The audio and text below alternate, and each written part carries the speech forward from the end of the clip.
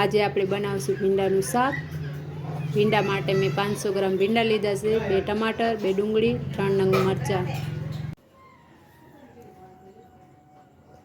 ભીંડા આપણા કટિંગ થઈ ગયા છે।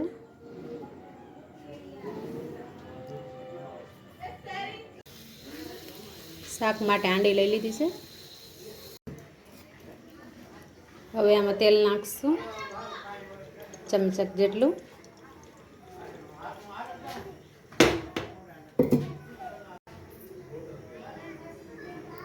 તેલ આપણું ગરમ થઈ ગયું છે। હવે એમાં નાખશું રાઈ, આપણે જીરું ચમચક જેટલું,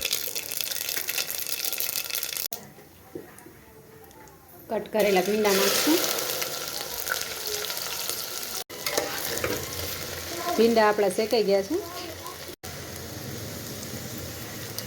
હવે આપણે એક બાઉલમાં કાઢી લઈ। હવે આપણે આમાં ચમચી જેટલું તેલ નાખી લઈ ડુંગળી શેકવા માટે।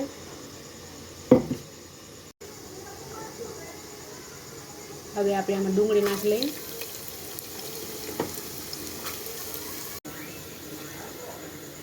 ડુંગળી આપણી શેકાઈ ગઈ છે। હવે આપણે મરચું લીધું તે નાખી દઈશું। હવે આમાં આપણે ટમેટર નાખી દઈશું કટ કરેલ।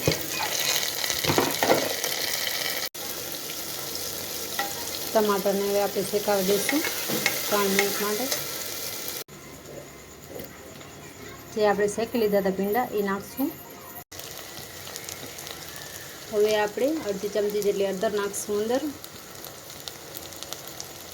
1 ચમચી જેટલું ધાણા જીરું નાખશું।